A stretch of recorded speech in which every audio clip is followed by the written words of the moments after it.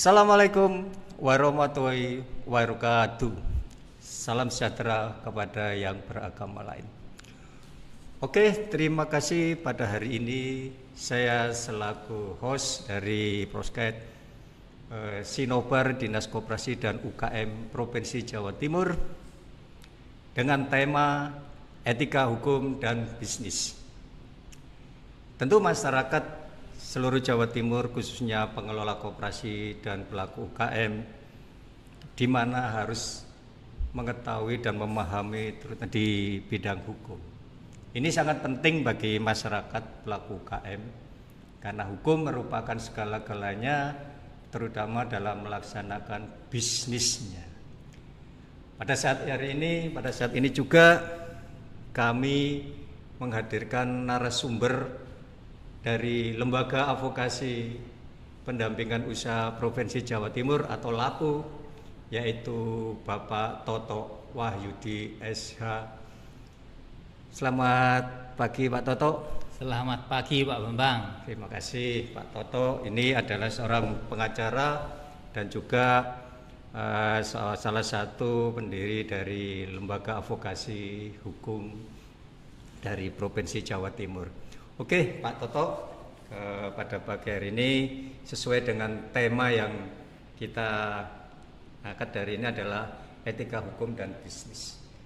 Jadi kami dari tenaga ahli hukum Dinas Koperasi dan UKM dari himbauan dari Bu Kadis, Bu Andromeda, bahwa semua masyarakat Provinsi Jawa Timur, pengelola koperasi dan pelaku UKM itu semaksimal mungkin harus memahami tentang hukum, karena hukum merupakan salah satu payung hukum yang bisa dipakai kepada pelaku UKM untuk berbisnis.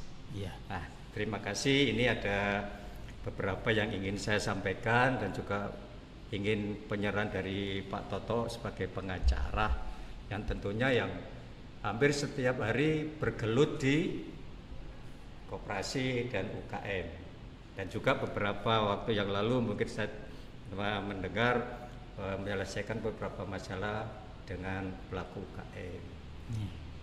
Terima kasih Pak Toto. Untuk pertanyaan berikut, pertanyaan yang pertama adalah apa artinya atau esensi tentang etika hukum dan bisnis Pak Toto? Mohon diberi pengarahan. Baik, terima kasih Pak Bambang atas waktunya. Etika hukum dan bisnis, pengertian secara umum, etika itu berasal dari bahasa Yunani Pak Bambang. Artinya adalah kebiasaan. Untuk bahasa Arabnya yaitu akhlak. Etika hukum dan bisnis secara umum adalah kebiasaan Pak Bambang. Jadi intinya kebiasaan yang dilakukan oleh pelaku usaha yang baik. Jadi setiap pelaku usaha melakukan kegiatan seharusnya berdasarkan aturan yang ada. Aturan yang ada itu bisa tertulis maupun tidak tertulis. Itu pada umumnya.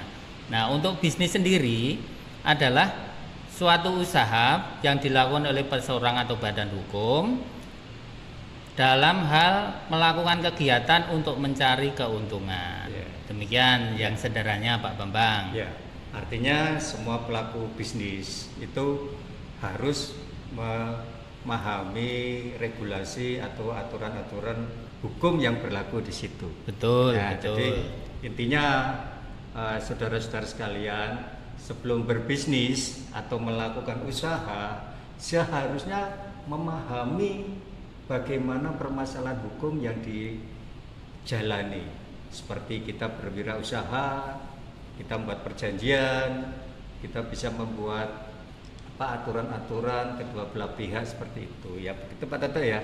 Iya, betul. Karena perjanjian-perjanjian itu merupakan payung hukum bagi pelaku UKM. Ya. Demikian juga para pengelola koperasi.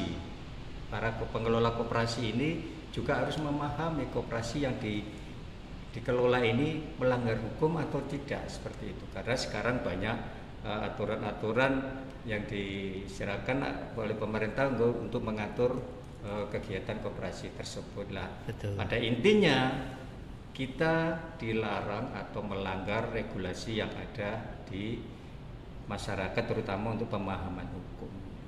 Nah ini Pak Toto, mengenai perjanjian-perjanjian ini kan pada saat ini masyarakat belum mengetahui. Jadi kalau dulu hanya sebagai lesan, saya pesan apa, lah seperti itulah.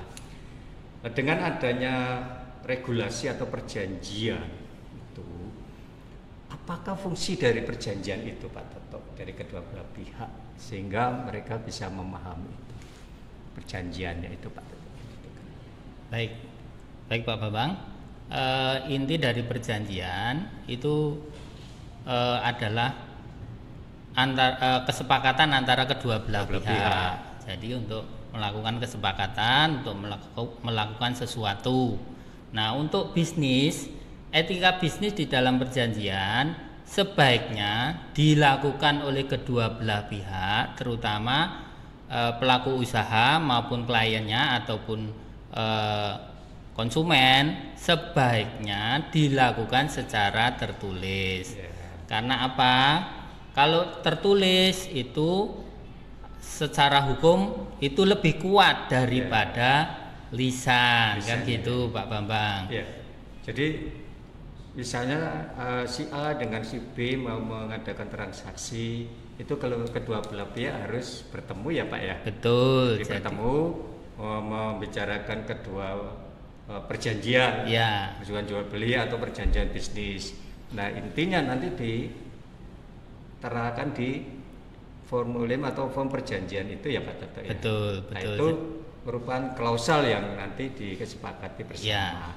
Nah menurut Pak Toto, seberapa besar sih kekuatan untuk form perjanjian kedua belah ini secara hukum gitu? Secara hukum perjanjian secara tertulis ya Pak Bambang ya. Perjanjian secara tertulis yang dilakukan oleh kedua belah pihak disaksikan oleh beberapa saksi. Nah, saksi-saksi itu sah, merupakan undang-undang bagi yang melakukan perjanjian tersebut, bagi para pihak yang melakukan perjanjian tersebut Pak Bambang. Jadi di dalam perjanjian itu sebaiknya dilakukan atau isi dari perjanjian itu harus ada hak dan kewajiban, ada sanksi, ada penyelesaian dari sengketa apabila terjadi sengketa Pak Bambang. Jadi lebih jelas. Intinya adalah di dalam membuat perjanjian harus ada kesepakatan kedua belah pihak. Terus kemudian di dalam isi perjanjian juga harus diketahui oleh kedua belah pihak, ditandatangani oleh kedua belah pihak secara sadar. Begitu Pak Bambang. Jadi intinya mereka berdua duduk bersama, terus membicarakan tentang kerjasamanya. Hasil kerjasamanya ditulis di dalam perjanjian tersebut. Betul. Dan dalam perjanjian itu sudah termasuk klausal undang-undang dari kedua belah pihak. Merupakan undang-undang bagi kedua belah pihak. Intinya jadi kalau dia sudah menyepakati kedua belah pihak itu, nah ini mereka itu sudah mempunyai hak dan kewajiban. Betul. Nah, haknya apa, kewajibannya apa. Kalaupun misalnya nanti di dalam perjanjian itu ada yang melanggar, itu adalah bukti kesepakatan yang nggak boleh dilanggar. Betul, ya Pak. Betul. Jadi saudara-saudara sekalian, pelaku UKM atau pengelola koperasi, mulai saat ini kalau kita berwirausaha atau berpartner atau bekerja sama, itu setidak-tidaknya harus mempunyai lampiran atau klausal-klausal perjanjian kedua belah pihak. Intinya apa? Dalam perjanjian ini itu adalah sebagai klausal. Jadi kalau dulu kita cuma mengenal begini Pak Tok ya, wis konco dhewe, wis dulur dhewe nggak apa-apa. Tapi begitu ada wan prestasi, ada masalah, akhirnya jadi permusuhan seperti itu. Nah, dengan adanya perjanjian atau klausal-klausal yang dilakukan kedua belah pihak ini bisa membuktikan, bisa sebagai saksi bahwa ini hak dan kewajibannya harus terlampaui seperti itu. Jadi secara hukum ini sah ya Pak Toto, misalnya ada permasalahan-permasalahan ini nanti misalnya dewan prestasi bisa dinaikkan ke ranah hukum, ini sebagai payung hukumnya gitu Pak Toto. Ya betul, yang penting begini Pak Bambang, harus syarat dari perjanjian itu harus jelas, harus ada dan pasti kan gitu Pak Bambang. Syarat perjanjian kan ada 4 Pak Bambang. Gitu Pak Bambang. Yang pertama adalah subjeknya jelas, objeknya jelas, begitu Pak Bambang. Artinya kedua belah pihak ini saling mengikat dalam perjanjian yang dinamakan klausal perjanjian kedua belah ini ya Pak Toto ya. Jadi mereka berdua. Nah, mengenai saksi itu apakah cukup satu orang atau kedua belah pihak seperti itu? Saksi sebaiknya itu lebih dari 2 orang Pak Bambang. Kalau satu orang saksi itu kalau kurang kuat secara hukum. Jadi kalau seandainya nanti terjadi perselisihan di pengadilan, itu sebaiknya digunakan atau saksi harus lebih dari 2 orang. Itu lebih baik. 3 orang lebih baik, yang gitu. Nanti jelas. Artinya begini, kalau dalam perjanjian itu saya membawa saksi, kemudian yang satunya bawa saksi, kemudian yang satunya saksi orang luar gitu Pak Toto bisa. Sebaiknya saksi itu di luar dari Pak Bambang, di luar dari saya, itu sebaiknya Pak. Kalau memang itu sudah tidak bisa, baru seadanya, tapi harus memiliki syarat sebagai saksi, itu Pak Bambang. Kalau syaratnya sebagai saksi gimana Pak Toto? Harus usia di atas 21 tahun atau sudah menikah. Jadi bisa kurang dari 21 tahun. Yang penting sudah menikah, itu sah. Demikian saudara sekalian adalah perjanjian antara kedua belah pihak yang nanti bisa dihitungkan ke kami. Misalnya ibu-ibu atau bapak-bapak yang ingin mengetahui bagaimana Pak membuat perjanjian, bagaimana membuat ini, ibu atau bapak bisa langsung hubungi saya sebagai tenaga ahli hukum Dinas Koperasi dan UKM Provinsi Jawa Timur di nomor di bawah ini ya. Dan itu gratis dan 24 jam. Langsung ke nomor HP saya atau datang langsung ke Dinas Koperasi, tempatnya di ruang layanan konsultasi hukum Klinik BDC Dinas Koperasi dan UKM Provinsi Jawa Timur, Jalan Juanda nomor 22 Sidoarjo. Jadi ibu-ibu atau semua pelaku UKM, pengelola koperasi yang belum memahami permasalahan hukum bisa berhubungan secara langsung dengan saya atau datang ini, kami akan membimbing, memberikan arahan terutama di sektor hukumnya. Jadi ada beberapa yang sudah kami layani, itu semuanya sudah berjalan yang dengan baik. Nanti di sesi berikutnya kami akan mengundang beliau-beliaunya untuk memberikan testimoni atau kita berbicara tentang hukum ini. Pak Toto, yang terakhir Pak Toto ini kepada masyarakat sebagai pengacara atau sebagai konsultan hukum dari Lembaga Advokasi Pendamping Usaha Provinsi Jawa Timur Labuh, adakah saran atau nasihat-nasihat kepada pelaku UKM dan pengelola koperasi di Jawa Timur agar dalam mengelola usahanya, agar dalam mengelola koperasinya ini terhindar dari permasalahan hukum?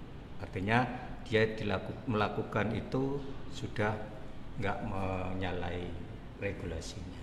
Mohon diberikan saran atau himbauan kepada masyarakat. Baik.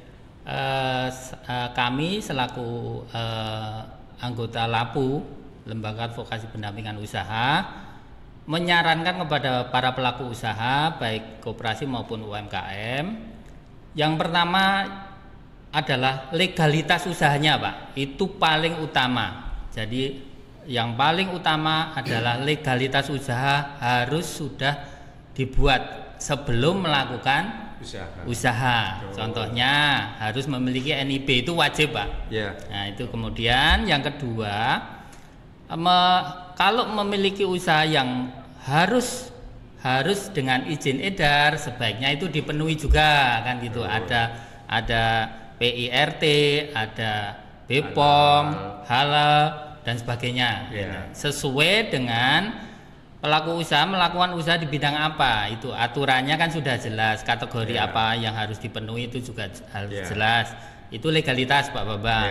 Terus yang kedua, tetap kita juga para pelaku usaha dan UMKM harus juga melihat Undang-undang perlindungan konsumen, Pak, itu penting. Jadi setiap melakukan kegiatan usaha, setiap berdagang ke konsumen sebaiknya harus patuh dengan Undang-undang perlindungan konsumen. Itu berhubungan dengan legalitas tadi, Pak Bambang. Jadi saling keterkaitan antara legalitas dengan Undang-Undang perlindungan konsumen itu saling ada hubungan dan keterkaitan. Itu terus kemudian kalau seandainya melakukan perjanjian terutama UMKM dan koperasi, kalau koperasi itu pasti jelas sudah pasti tahu Pak ya, namanya perjanjian itu harus pasti dilakukan. Tapi untuk UMKM sebaiknya kalau memang nilainya besar atau risikonya besar di kemudian hari, sebaiknya dilakukan perjanjian dulu, kan gitu. Mungkin perjanjian antara peminjam dengan yang memberi pinjaman atau dan sebagainya. Ya intinya adalah perjanjian itu penting untuk mengikat kedua belah pihak, baik pelaku UMKM, pelaku usaha kepada konsumen ataupun pihak ketiga. Begitu Pak Bambang. Ya. Saudara-saudara, ini adalah saran dari Bapak pengacara yang hampir setiap hari melakukan layanan-layanan atau menangani kasus-kasus yang bersengketa seperti itu. Nah, nanti itu bisa dimasukkan dalam pasal penipuan atau apa. Nah, ini yang sangat penting bagi para pelaku UKM yang seperti dikatakan oleh Bapak Toto ini memang benar. Jadi saya berharap semua pelaku UKM dan pengelola koperasi yang belum punya legalitas atau apapun bisa langsung hubungi kami atau bisa datang langsung ke Dinas Koperasi sehingga kami bisa memberikan pelayanan yang terbaik buat masyarakat. Karena memang tujuan kami dari Dinas Koperasi Provinsi Jawa Timur ini adalah melayani masyarakat dengan semaksimal mungkin terutama di sektor hukumnya. Nah, karena banyak sekali penipuan-penipuan Pak Toto yang di UKM-UKM ini, maka kami sebagai tenaga ahli hukum memang mendapat tugas tersendiri dari Bu Kadis, ya Bu Andro, untuk memberikan layanan konsultasi hukum semaksimal mungkin kepada pelaku hukum. Bila perlu kita harus jalan kemana. Jadi kita melayani mereka agar wan prestasi atau kasus-kasus penipuan itu tidak terjadi lagi. Sehingga pelaku UKM sangat dominan dengan pemahaman hukum. Maka pentingnya pemahaman hukum pada pelaku UKM dan pengelola koperasi itu harus ditanamkan secepat mungkin kepada masyarakat. Karena banyaknya pelaku UKM merupakan salah satu faktor pendorong banyaknya penipuan. Karena banyak pelaku UKM ini kemana dia bingung, nggak punya legalitas apa-apa, akhirnya dimanfaatkan oleh oknum-oknum seperti itu. Jadi masyarakat, pelaku UKM dan pengelola koperasi jika tidak paham, tanya langsung kepada saya atau datang langsung. Kami siap memberikan bimbingan dan layanan konsultasi hukum secara gratis di sini. Pak Toto, saya terima kasih sama-sama diberikan arahan dan mau hadir di acara podcast kami. Semoga apa yang kita sampaikan kepada masyarakat hari ini bermanfaat bagi masyarakat dan barokah kepada kita semua. Ya, terima kasih saudara-saudara semua pelaku UKM dan koperasi. Semoga acara ini bermanfaat bagi kita semuanya dan barokah buat kita yang mengelola. Akhir kata saya akhiri. Assalamualaikum warahmatullahi wabarakatuh.